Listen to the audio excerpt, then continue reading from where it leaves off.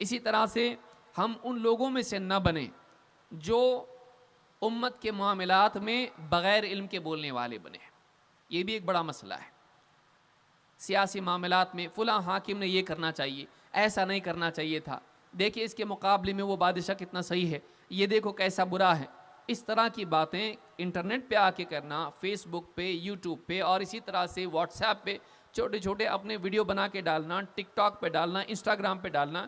آپ کو ایسے لوگ آپ عام طور سے ملیں گے جن کی عمریں کم ہوں گی لیکن ان کی باتیں زیادہ ہوں گی. وہ ایسے معاملات میں گفتگو کر رہے ہیں جن میں بولنے کی ان کو اجازت نہیں ہے. بڑے بڑے علماء جن معاملات میں خاموش اس لیے ہوتے ہیں کہ موقع صحیح نہیں ہے، اس وقت میں خاموش ہونا بہتر ہے، وہ علماء کی بزدلی سمجھ کر اور علماء کوئی نہیں بول رہے اس لیے میں بولتا ہوں، اس طرح سے جرأت کر کے امت کے ایسے معاملات میں بولتے ہیں جن میں ان کو نہیں بولنا چاہیے اور بہت بڑا نقصان کرتے ہیں. ایسے لوگوں کو اللہ کے نبی صلی اللہ علیہ وسلم نے رویبضہ کہا ہے. پوری حدیث میں بیان نہیں کر رہا ہوں، لیکن آخری دور میں ایسے لوگ ہوں گے جو فتنے کا دور ہوگا، کنفیوژن کا دور ہوگا، اس دور میں ایسے لوگ کھڑے ہو کے بولنے والے بنیں گے جو سفیہ ہوں گے، بیوقوف قسم کے لوگ ہوں گے. صحابہ نے پوچھا رویبضہ کون ہوں گے جو ایسے زمانے میں بولنے والے ہوں گے؟ تو آپ نے فرمایا السفیہ یتکلم فی امر العامہ. بیوقوف قسم کا آدمی جس کو کچھ بھی سمجھ نہیں ہوگی لیکن بولنے کا شوق ہوگا، وہ کھڑے ہو کر امت کے مسائل میں بولے گا، ایسے مسائل جس میں عام آدمی کے بولنے کی گنجائش نہیں ہے. تو یہ بھی اس دور کا بہت بڑا مسئلہ ہے. ہم وہ نہ بنیں اور نہ ایسے لوگوں کو سنیں. ہم ایسے لوگوں کو نہیں سنیں جو اس لائق نہیں ہیں، جن کے پاس صرف بولنے کی صلاحیت ہے لیکن ان کے پاس گہرا علم نہیں ہے. نہ سیاست کا تجزیہ ہے، نہ قرآن و سنت کا گہرا علم ہے، نہ وہ امت کے واقعی ہمدرد ہیں، بلکہ اپنے کو نمایاں کرنے کے شوقین ہیں. وہ چاہتے ہیں کہ لوگ ان کو پہچانیں، وہ چاہتے ہیں کہ لوگ ان کو سبسکرائب کریں، ان کو لائک کریں، ان کے نیچے کمنٹ کریں. ان کی چاہت یہ ہوتی ہے. وہ واقعی امت کے خیر خواہ نہیں ہوتے ہیں. وہ ایسا حل امت کو دیتے ہیں جن سے ان کی جان، مال، عزت اور زندگیاں، ان کا دین بھی برباد ہو جاتا ہے. نہ ہم ان میں سے بنیں، نہ ایسے لوگوں کو ہم سنیں.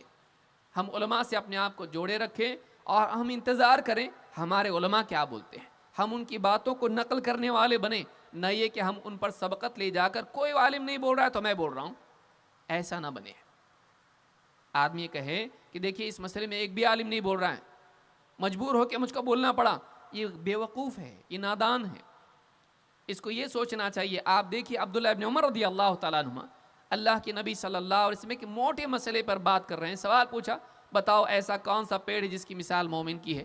عبداللہ ابن عمر رضی اللہ تعالیٰ عنہ مجلس میں بیٹھے ہیں اور دیکھ رہے ہیں کہ حضرت ان کے دل میں بات آ رہی ہے وہ کھجور کا پیڑ ہے، لیکن دیکھ رہے ہیں کہ ابو بکر و عمر رضی اللہ تعالیٰ عنہ جواب نہیں دے رہے ہیں. ادب دیکھیے کہ کہا کہ جب یہ دونوں اتنے بڑے بڑے صحابی ہیں، جب یہ خاموش ہیں تو مجھے بھی مناسب نہیں لگا کہ میں بولوں. یہ ادب ہے. علم کے ساتھ ساتھ علم کا ادب ہونا چاہیے کہ اگر کسی مسئلے میں ہمارے بڑے بڑے علماء نہیں بول رہے ہیں، ہم خاموش رہیں، ان کا انتظار کریں. یہ نہیں کہ ان پر سبقت لے جا کر لوگوں میں شہرت پانے کے لیے ہیرو بن جائے کہ بڑے بڑے مسائل میں ہم بولنے والے بنیں. یہ بہت ضروری ہے.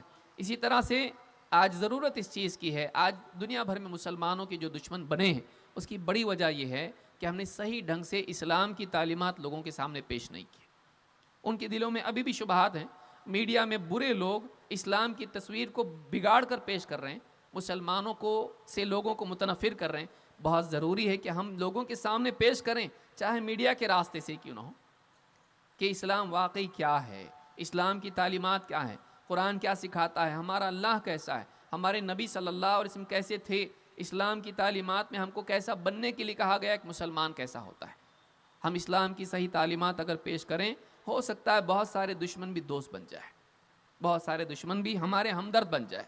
اسی طرح سے اس دور کی بہت بڑی ضرورت ہے کہ نوجوانوں کو خارجیت اور اخوانی ذہنیت سے نکالا جائے، تحریکی ذہنیت سے نکالا جائے، کہ نوجوان علماء سے آزاد ہو جائیں اور علماء کو بزدل اور حیض و نفاس کے عالم اور حکومتوں کے بکے ہوئے قرار دے کر، اور ایسے لوگ جو علماء سے کاٹ کر ان کو اپنی تحریکوں میں، اپنے فلسفوں میں، اپنی تعویلات کے ذریعے سے قرآن و سنت کی تعلیمات کو بگاڑ کر پیش کر ان کو حکمرانوں کے خلاف لڑوا دیں، کھڑے کر دیں اور سازشی تحریکوں میں ان کو شامل کر دیں، اور پھر آخر میں لے جا کر ان کو جیلوں میں بھرتی کرا دیں. ایسی ذہنیت سے بچانا ضرورت. اللہ کے نبی صلی اللہ علیہ وسلم نے بتایا تھا کہ آخری دور تک خارجی لوگ نکلتے رہیں گے. آخری دور تک یہ فکر رہے گا باقی. رنگ بدل بدل کے، نام بدل بدل کے یہ گروہ گروہ ظاہر ہوتے رہیں گے. اس سے نقصان بہت ہوگا. اللہ کے نبی صلی اللہ علیہ وسلم نے اس خارجیت والے طبقے کو جہنم کے کتے قرار دیا. اتنی سخت الفاظ آپ نے استعمال کیے. معلوم ہے کہ بہت بڑا مسئلہ اور بہت بڑا فتنہ امت کے لیے. بہت ضروری ہے کہ اس طرح کی تحریکیں خاص طور سے سیاسی بگاڑ کے، مسلمانوں کی مظلومی کے دور میں پیدا ہوتی ہیں، اور نوجوان ان کے ہاتھوں میں غلام بن کے، کٹ پتلی بن کے وہ کرتے ہیں جو نہیں کرنا چاہیے، اور اس سے سالوں سال مسلمانوں کو نقصان ہوتا ہے. ایسی تحریکوں سے مسلمانوں کو، نوجوانوں کو بچانے کی ضرورت ہے.